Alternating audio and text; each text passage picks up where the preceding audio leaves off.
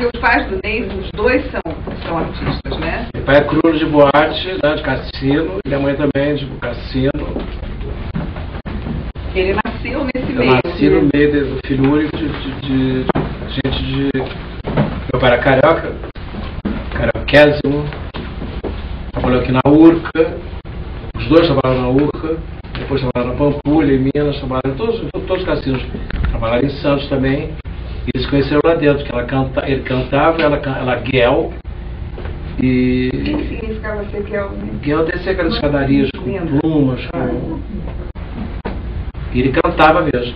Depois ela parou de se apresentar de descer as escadarias, começou a fazer dupla com o Grande Otelo, que é meu padrinho de batismo. Quando você negra do cabelo duro era ela, né? Ela que fazia. Aí quando fecha os cassinos, eles ficam numa situação péssima, os dois. Já tinha um ano de idade, na verdade. 45. 45 com Dutra. Com Dutra. Então ficou essa coisa. Eu achei que na minha cabeça, acho que por ser filho de duas pessoas que não tinham vencido, assim, que eram minha mãe vendendo coisa na rua, boneco esses bonecos de pano, fazendo de tudo, né? Dando uma vida para fora, que começou a dar, entregava aqui na Prado Júnior, tudo muito pobre mesmo. Eu sempre achei esse lado da vida uma coisa muito saborosa, porque eu era filho de um casal completamente diferente dos casais dos colegas meus de colégio, que eu chegava e contava isso, que eram todos, sabe? Eu não tinha, meu sapato era um tanque colegial, que a mãe comprava, um tamanho enorme, era feito de pneu, então eu usava, sei lá, 28, o tamanho era 50, mandava assim, ó.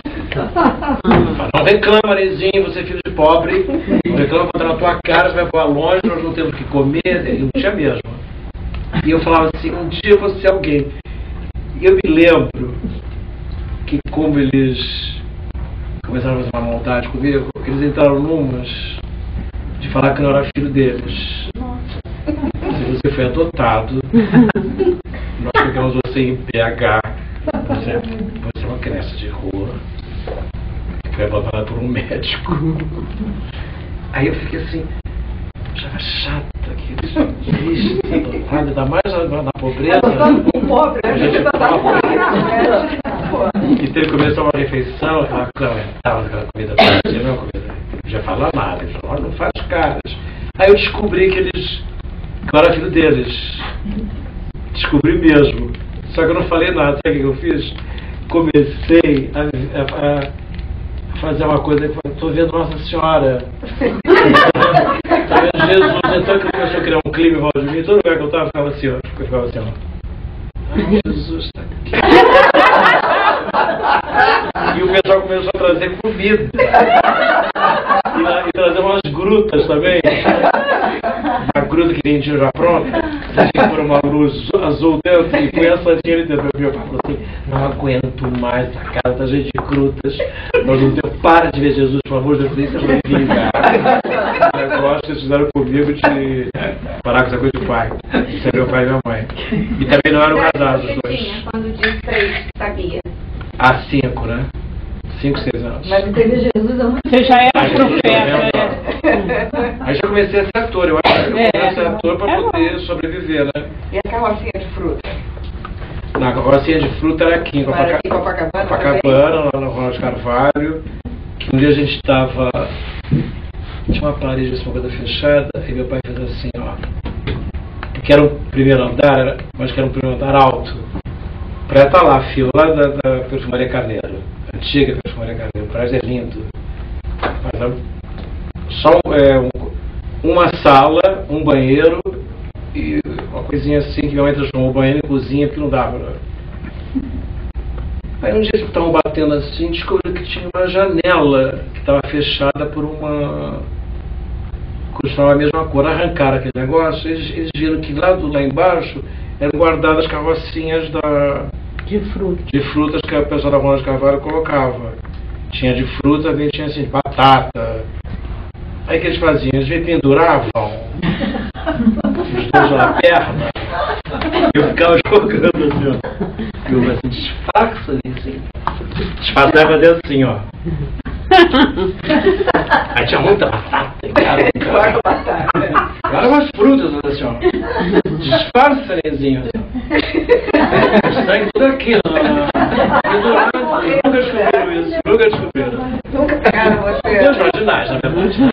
Maravilhosos. Eu achava daquilo máximo. Você achava bem? Você não tinha vergonha? Pelo contrário, eu achava que... Eu estava no colégio de filho de papai, que era São Fernando, quem pagava era uma amiga da mamãe. Então chegava todos assim, as crianças, eu não tenho tênis, eu quero um cachorro quente. Eu comendo aquela goiabada dentro de um pão com a banana em volta com um pão úmido para ficar molhadinho. Tem até hoje esse cheiro de...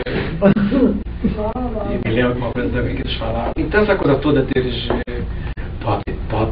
pobre mesmo. Vou contar para vocês que é segredo, hein? Olha, nem eu sei então. Essa do Jesus eu não sabia, gente, juro. Você faz qualquer coisa na pobreza. É verdade. Se você cria uma vivacidade, você vê as crianças que ficam na rua jogando. Malabarismo é isso. Você pega o olhar deles, você pega um olhar de uma criança da mesma coisa, o olhar deles são o de 6 anos assim, correspondente, está assim, ó. O outro assim, ó. Que tem uma vivacidade. Né? Se virar um jogo O de cintura, reflexo né? dele é...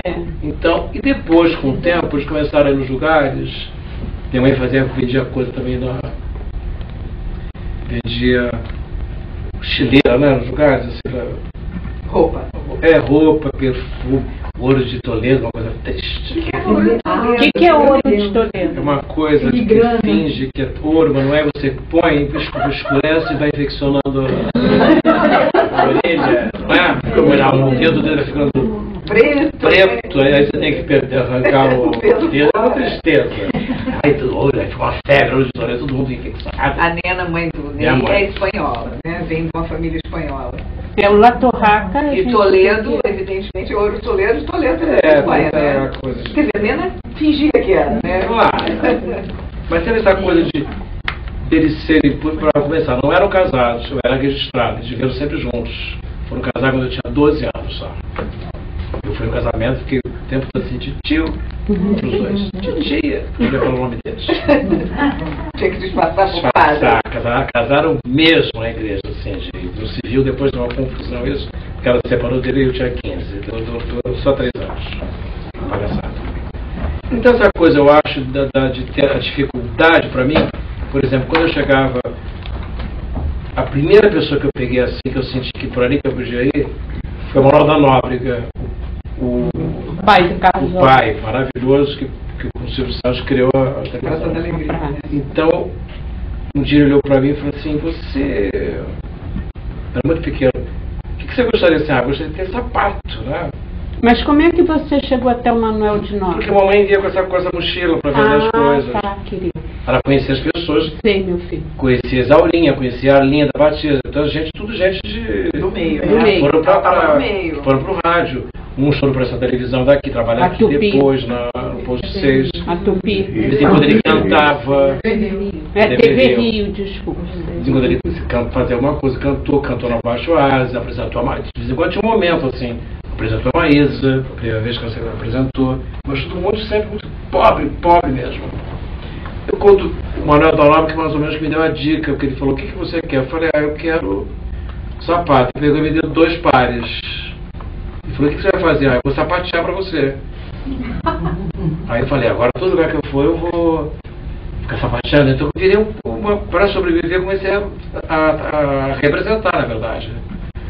Por exemplo, no colégio eu sempre fui péssimo aluno. Porque eu tinha de ser bom filho, não uma criança grosseira, uma criança que não gostava de estudar, queria ir lá para... Então o que eu fazia? Eu descobri que tinha um professor espírita, então eu recebia uma entidade, caía na classe, jogado no chão. O médico estava querendo, tá vendo? Aí teve essa matéria, eu já fiquei livre. Esse já peguei ele até o fim. Já estava representando. Já representando, falei, professor Paulo, eu estou livre dele, nunca repeti com ele.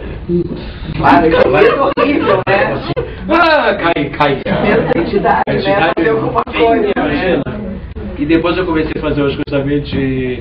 Tudo combinado isso. Eu ia tinha tinha um bonde aqui que saía, atravessava, deixava a gente lá na Maqueira Linda.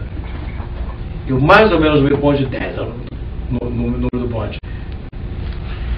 Até atravessava tudo pasmado. Lá no meio do caminho eu caía do bonde e tinha um acesso de espumado. Então, não mexe, essa criança precisa se alimentar, os meus colegas. Eles a comer, vinham coisas, comida, alguma coisa a comer. Que coisa triste.